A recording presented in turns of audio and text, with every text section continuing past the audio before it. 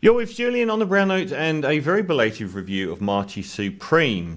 A film that I was in two minds about watching. One, not so much for because Benny and Josh Safdie had been burning a path through indie filmmaking and reaching a pinnacle with Good Times and then the outstanding masterpiece Uncut Gems.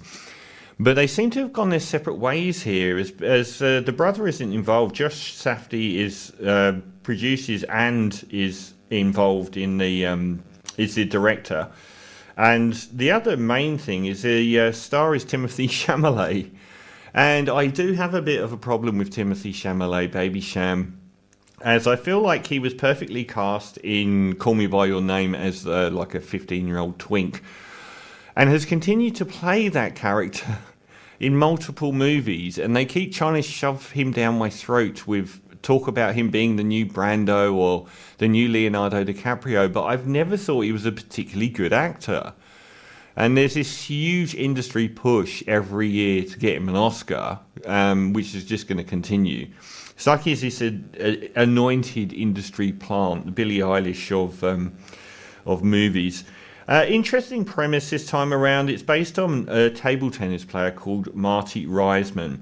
And it's sort of like in the 1950s, 60s, about this character called Marty Supreme, based on a real table tennis player, trying to become the world champion in ping pong, and mainly trying to illicitly attain enough money to travel the world and play table tennis. And the numerous scrapes that he gets into trying to raise funds, he's always broke, blah, blah, blah. So there are, this is it's a good film overall. It's a very good film overall, but it does have a number of flaws in it. It's beautifully framed and shot. The whole sort of New York of that period is well done. The side characters are excellent. There's some really interesting choices. Like Gwyneth Paltrow as the fading movie star is excellent. She's great. That was an inspired choice. Newbie Odessa Azion as a married, like most of the people in this are from the Jewish side of New York, and she's married to an abusive husband, but has a fling on the side with the Timothy Chamalet Marty Mauser character.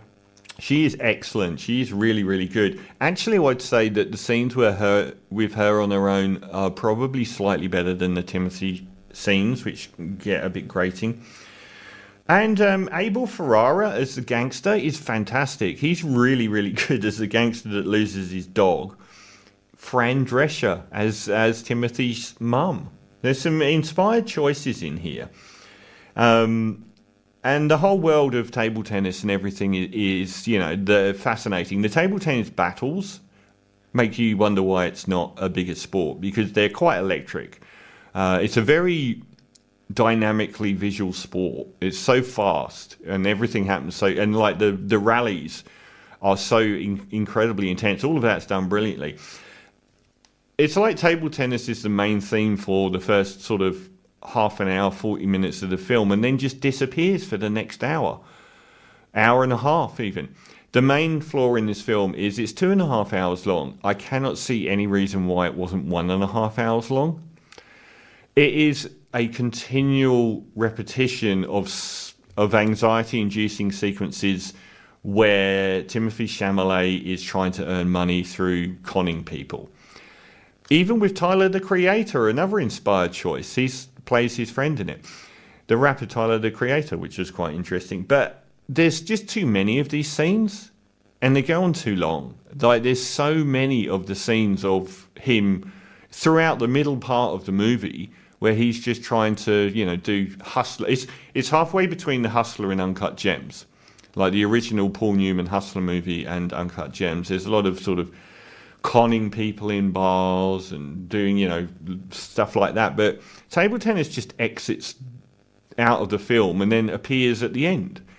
And in between, there's probably an hour and a half of these scams, and they get quite tiring. The elephant in the room here is Timothy Chamalet. I will say this is by far the best performance I've seen of Timothy Chamalet. I think he is atrocious in the June movies. laugh out loud bad, and Zendaya is. They're both terrible in those films.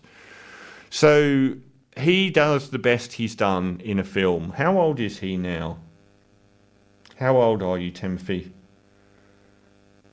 He is 30. I would say this. He reminds me of a mid-80s Tom Cruise at this stage.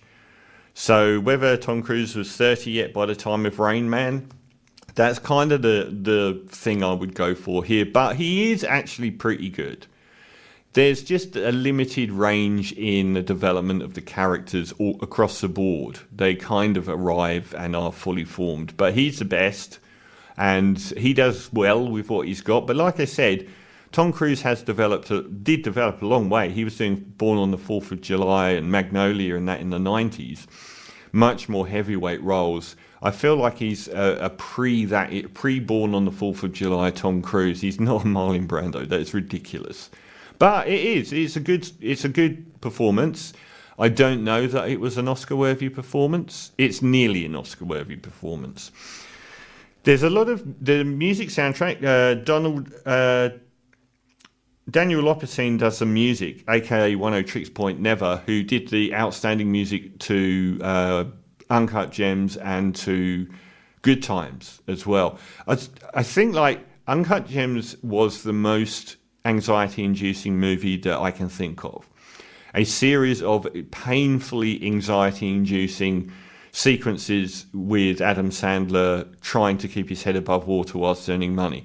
This does the same thing, but there's no weight to that. There's never any danger associated with the scenes in this one. It's a much more sort of Ron Howard-esque version of Uncut Gems. You never feel like anything's at stake. You feel like everything's going to muddle through in some way or the other.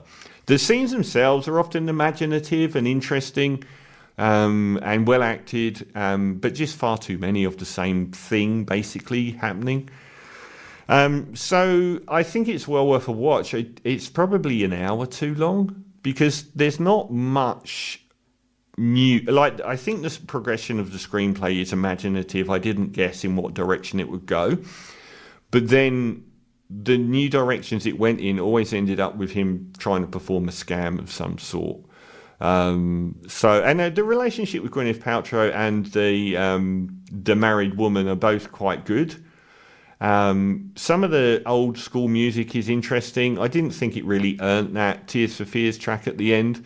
It was quite a rudimentary ending, and I didn't feel like we'd progress very far with the character. It was kind of like, okay, I've had a kid and now I'm not as wild sort of vibe. I will say overall I'll give Marty Supreme an 8 out of 10, and that would probably be my score for Timothée Chalamet's performance.